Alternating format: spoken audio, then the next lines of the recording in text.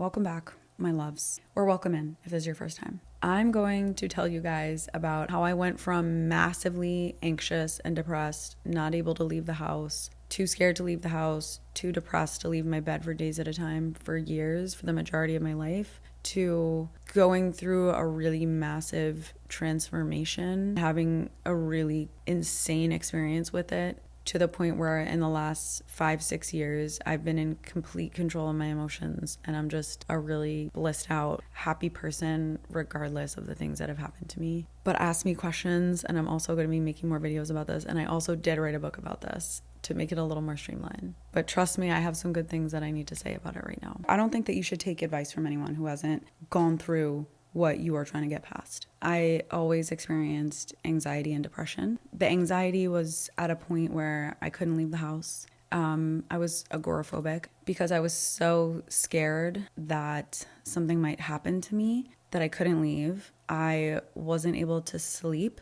because the sound of my own heart beating drove me insane. I couldn't handle living inside my own body. Like, just existing was the scariest thing on the planet to me.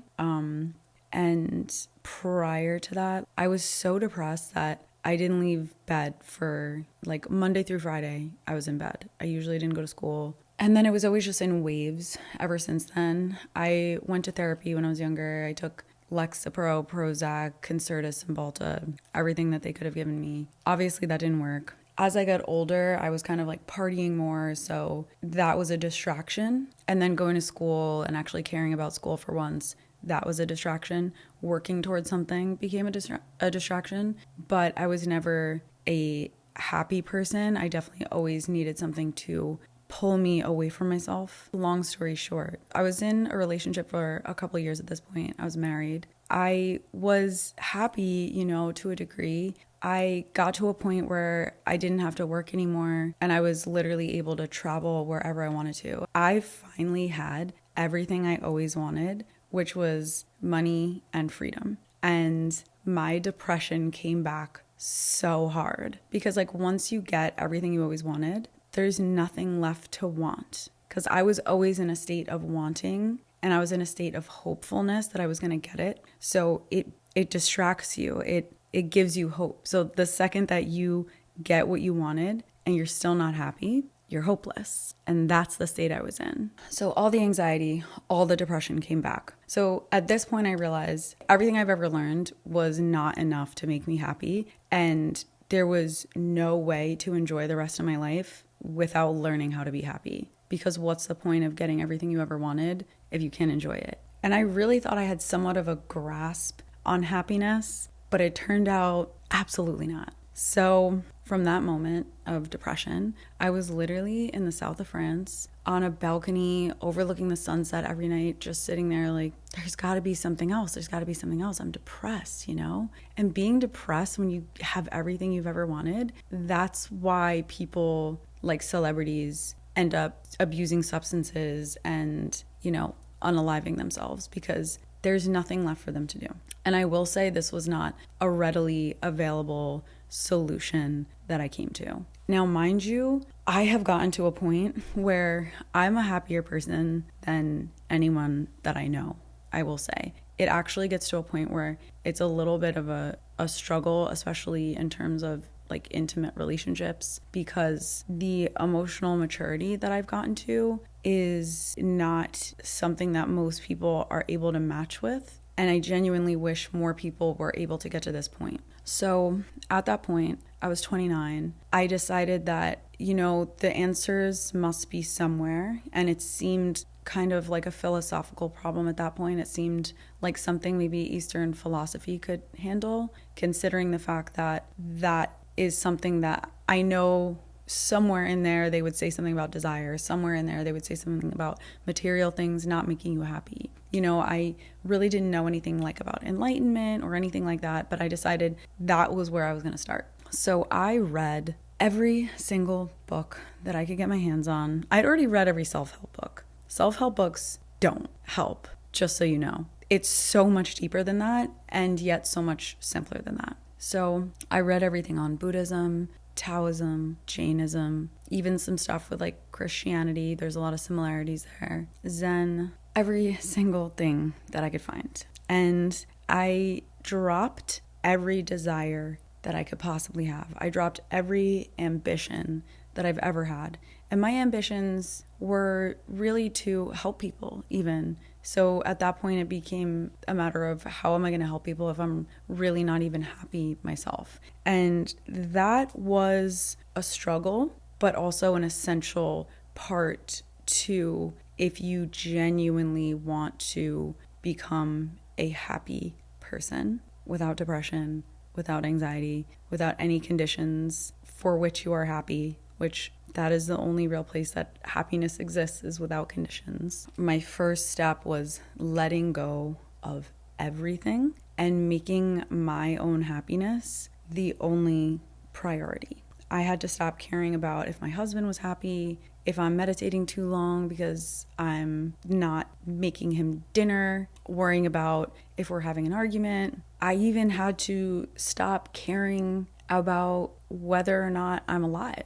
You know, you have to get to a point where your own life doesn't matter. Nothing matters except you being happy right here and now. So every single day I read, every single day I meditated. And it got to a point where all of these books, everything came down to just a few things, just a few lessons. And it also made me realize that every person in history that has come to a point where they've become enlightened, whatever you want to call it, they weren't following another philosophy. They were following something intuitive within them. So the Buddha, Patanjali, Lao Tzu, we don't know if he's real or not. Even Jesus or whatever.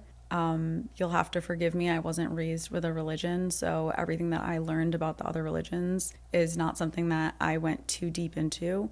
I just know that every single one of these people taught what they learned on their own. So with the lessons that I learned and with the realization that it was only going to come from myself and my experience, and I couldn't follow someone else's path and their lesson plan in order to graduate to become a happy person, I let everything go. I let all the lessons go, and I had to come to a place where I could basically meditate on my own. Now, I'm not gonna lie, there's a lot to this, but at the same time, it's so simple. After I had a really transformative experience, like something really weird happened to me 5 years ago, almost 6 years ago, right afterwards I wrote a book because there was so much inside me that I knew I needed to let out in order to explain to other people how to get to that point, because it seems like people that have come to a point where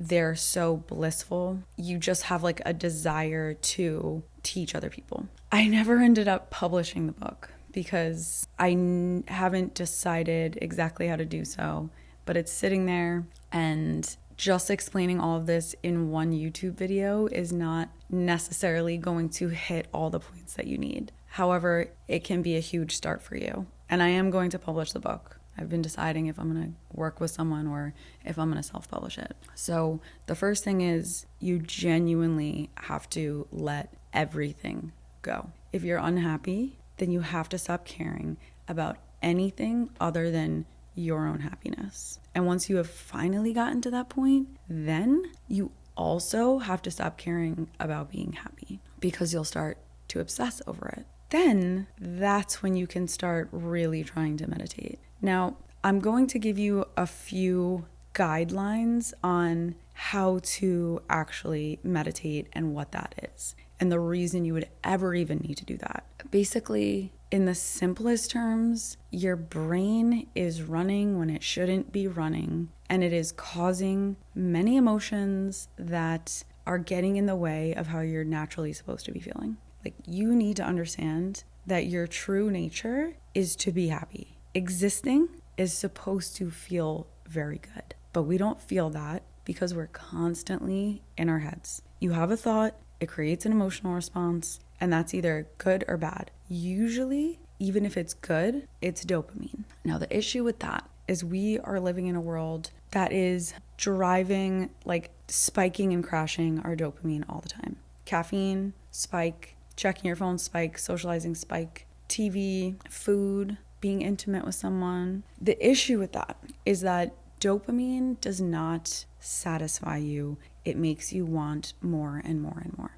When you feel good and it's excitement, and then you get the thing that you wanted, dopamine stops. Because you only get dopamine, you only get that feel-good hormone when you don't have it. So then when you get it, it stops putting it out. Because dopamine is not meant to make you happy. Dopamine is meant to make you go get something, to go get a person, to go hunt, but it's not meant to make you enjoy it once you have it, which is the reason that once I got everything I ever wanted, I did not know how to be happy because I did not know how to enjoy. There's wanting and there's enjoying. Now, we can only enjoy things when we can be happy with nothing. You can only enjoy things when you know how to switch from dopamine to the here and now hormones, the hormones that make you feel good when you're just sitting here right now. Like right now, I feel very relaxed. I'm very happy.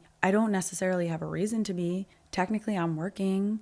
I have really hot lights on me. I have a lot that I need to be doing today. I kind of should be stressed, but I'm not because I've trained my brain and my body on how to be relaxed and happy and blissful. So your brain works like a muscle and it works off of habit. So the reason that you need to meditate is that you are practicing, I don't want to say being in control of your thoughts because you cannot control your thoughts. What you're practicing is being aware. But at the same time, that practice can't happen unless you understand what your thoughts are. So as it is, if you're having trouble meditating, if you're the type of person that says, I can't sit still, I can't be alone with my thoughts, that's because you are so attached to them. You need to understand that your thoughts are not you.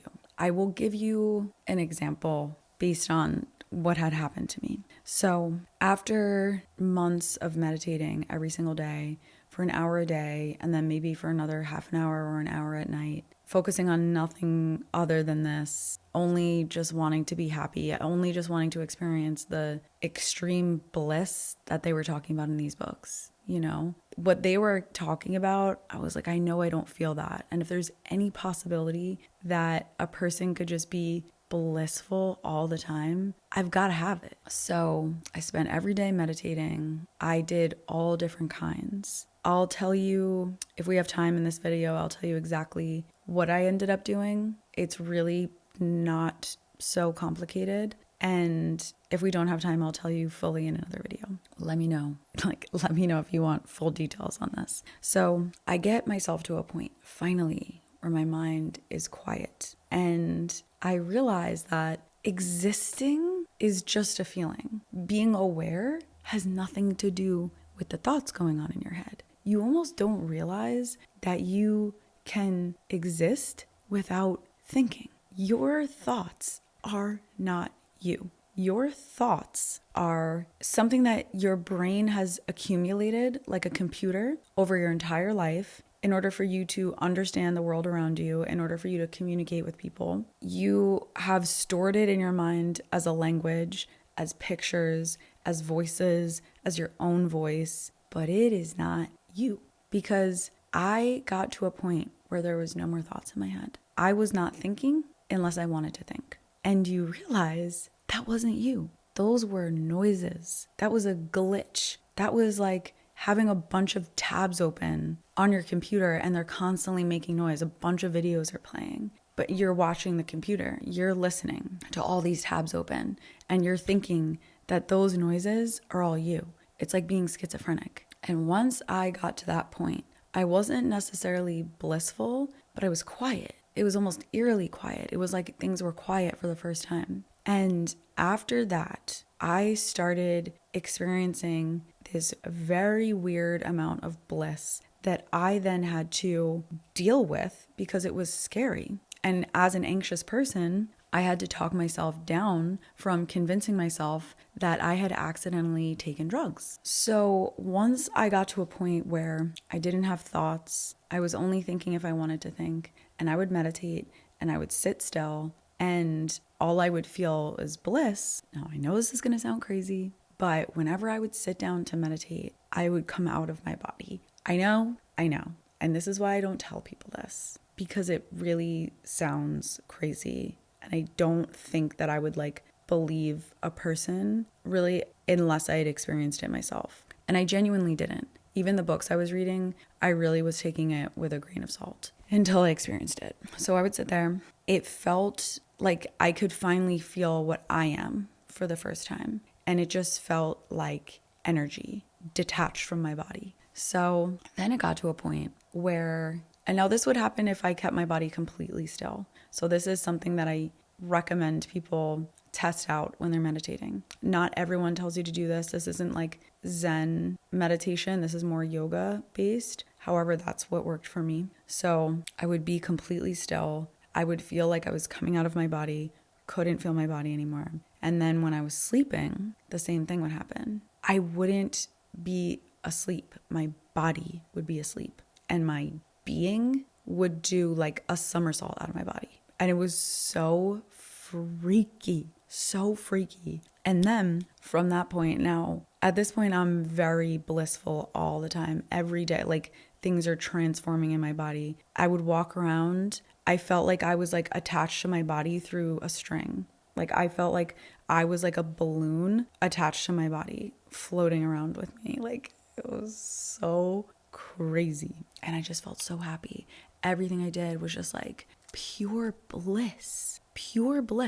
Like when people talk about self-help, I'm like, these are coping mechanisms. This is not transformative. You could be happy, blissful, out of your mind. So after I started experiencing this out-of-body experience during sleep, one day I bring it into my meditation. I bring that feeling in because once you get clear-headed, you're able to be in control of the emotional state that you want to be in. So I bring that into my meditation. And I hesitate to even say this on camera and post it because it seems really crazy. And it's genuinely the first time I'm saying it on camera. Usually, I'm just talking shit about men. So I bring it into the meditation. And I remember feeling, now this is 5 years ago at this point, but it's still a really intense memory. I felt like I was being removed from my body through, I guess, my third eye, whatever it is. It was between my eyes. I felt like I was being ripped out of my body from that point.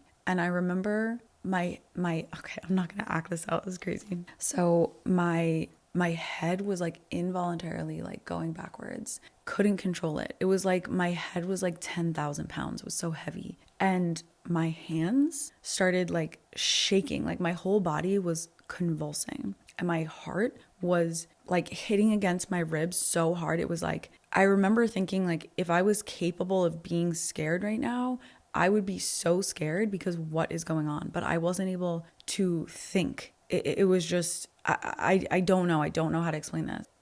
I'm sorry. It was really crazy. So that goes on for I don't know. I don't know how long it was happening for. And then it kind of slowly subsided. And when it subsided enough that I was able to stop shaking and my heart wasn't pounding so hard and I could lift my head up, I remember okay guys, you're really going to think I'm crazy here, but it needs to be said. So I looked out the window and I saw the sky not this guy. And it was so gorgeous that I started crying my eyes out. I was sitting on the floor sobbing for, I don't know, an hour. And I knew that I had to just sit there for a while because if my husband saw me, he would think I was crazy and I wouldn't have even been able to speak to explain myself. So I sat there for a long time. And then eventually I went back in the room and I was feeling crazy. I've never felt so happy and blissful in my life. It was everything that touched me was just felt so good. Really, it sounds like drugs. It wasn't. So he's like, what's going on? And I just start crying my eyes out. And he literally thought someone died. And I was just like, I couldn't explain myself. I literally just had to lay in bed. I laid there just blissed out of my mind for, I don't know, the day, maybe the entire day. After that day, it took me months to get to a normal place. I was so blissful that I couldn't really function in society the way that I would have needed to. I kind of had to bring it down to earth so that I could even have a conversation, go out, socialize. You wouldn't know from talking to me in a social situation that something like this happened to me at this point. So since that day, and it's been 5 or 6 years, and I think the other reason that I didn't publish the book is because I really wanted to give it time. I didn't want to have an experience like that and just say, here's the answers and not really know. But I can genuinely say for every day since then, I've been a happier person than I had ever been before learning all of that and before experiencing that. It fixed something in me that I don't think I can break again because my baseline is so peaceful that anything that goes on, I have the power to keep it where I want it, which is probably the best thing that could happen to anyone, is to be in control of your emotional state and to literally be able to be relaxed and happy whenever you want to be. Now, that's not to say that I don't have emotions, because I do, but whenever I decide that it's getting a little too much, I just bring it back. Now, granted, I do still meditate almost every day, which is really important for maintaining this. And I know there's so much more to be said about happiness and how to have it, how to get back to it. But I know this has been a bit of a long video, and this kind of is just almost like a get to know me and why I give advice, and a little bit of a preview into what you could experience if you decide that you can't take it anymore and you genuinely want to be a happy person. I can go through and do a video on every single chapter that I have in this book if you want. And maybe this video will do terrible, but maybe one person will watch it and be like, wow, I need to experience that. But the thing is, it's been books and people for me that got me to this point. And I'm so thankful for everything that I've learned that got me here. So anytime I think, oh, well, maybe it's not important for me to do it, I'm like, or maybe it's not good enough. I'm like, yeah, but where would I be without everything I learned from the people that decided to just share their experience? So I hope this helped at least one of you. And I have a lot more to say about this. This channel can go in a lot of different directions. I can talk relationships. I can talk current events. I could talk for men. I could talk for women. And I could talk about ultimate happiness and bliss. So let me know.